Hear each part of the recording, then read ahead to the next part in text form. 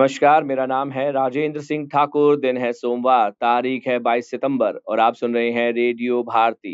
सबसे पहले हेडलाइंस। प्रधानमंत्री नरेंद्र मोदी हर घर को स्वदेशी का प्रतीक बनाने और हर दुकान को स्वदेशी वस्तुओं से सजाने के लिए देशवासियों को प्रेरित कर रहे हैं। प्रधानमंत्री नरेंद्र मोदी ने नवरात्रि की शुभकामनाएं दी। अफ्रीकी संघ, यूरोपीय संघ और संयुक्त राष्ट्र के नेताओं की बैठक न्यूयॉर्क में संयुक्त राष्ट्र मुख्यालय में हुई।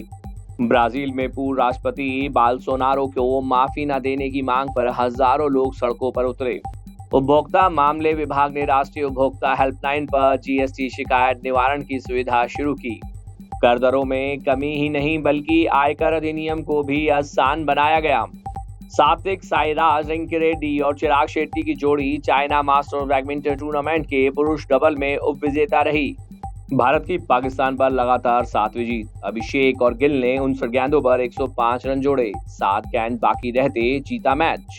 अब खबरें विस्तार से।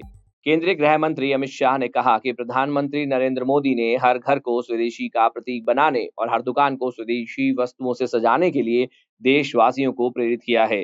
सोशल मीडिया पोस्ट में शाह ने कहा कि प्रधानमंत्री मोदी ने अगली पीढ़ी के जीएसटी सुधार के साथ गरीबों और नव मध्यम वर्ग को दोहरा लाभ दिया है। उन्होंने कहा कि अगली पीढ़ी का जीएसटी सुधार आत्मनिर्भर भारत के संकल्प को साकार करने में बड़ी भूमिका निभाएगा।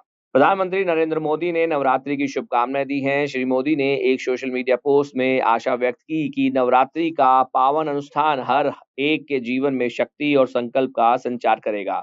श्री मोदी ने सबके स्वास्थ्य और सौभाग्य के लिए मां दुर्गा के आशीषों की कामना की। उन्होंने कहा कि इस वर्ष नवरात्रि का अवसर अत्यंत विशिष्ट है क्योंकि जीएसटी बचत उत्सव के साथ स्वदेशी के मंत्र को नई ऊर्जा मिलने जा रही है। उन्होंने विकसित और आत्मनिर्भर भारत का लक्ष्य हासिल करने के लिए सामूहिक प्रयासों का आह्वान किया। अफ्रीकी संघ, यूरोपीय संघ और संयुक्त राष्ट्र के नेताओं की बैठक न्यूयॉर्क में संयुक्त राष्ट्र मुख्यालय में हुई। बैठक में मौजूदा चुनौतियों के समाधान के लिए बहुपक्षवाद को समर्थन देने पर बल दिया गया तथा अंतर्राष्ट्रीय कानूनों और मानवाधिकार उल्लंघन की बढ़ती घटनाओं पर चिंता व्यक्त की गई। बैठक में शामिल नेताओं ने संयुक्त राष्ट्र प्रावधानों के अनुपालन पर जोर दिया। ब्राजील के पूर्व राष्ट्रपति जायर बोल्सोनारो को माफी न दिए जाने की मांग को लेकर हजारों लोग प्रमुख शहरों की सड़कों पर उतर आए। सामाजिक आंदोलनों, यूनियनों और राजनीतिक दलों द्वारा आयोजित इन विरोध प्रदर्शनों में कानूनी कार्रवाई से खुद को बचाने की कोशिश करने वाले सांसदों की निंदा की गई। वर्ष 2022 के चुनाव में हार के बाद बोल्सोनारो के समर्थन में सरकारी इमारतों पर धावा बोला गया था। उसके बाद तख्ता पलट की साजिश रचने के आरोप में उन्हें जेल की सजा सुनाई गई थी। उपभोक्ता मामले विभाग ने अगली पीढ़ी के जीएसटी सुधारों के तहत राष्ट्रीय उपभोक्ता हेल्पलाइन पर जीएसटी शिकायत निवारण की सुविधा शुरू की है। उपभोक्ता मामले, खाद्य और सार्वजनिक वितरण मंत्रालय ने एक बयान में कहा कि कल से प्रभावी संशोधित जीएसटी दरों और छूटों के कार्यवाहन के बाद उपभोक्ताओं की अपेक्षित पूछताछ और शिकायतों के समाधान के लिए एकीकृत शिकायत निवारण तंत्र पोर्टल शुरू किया गया है।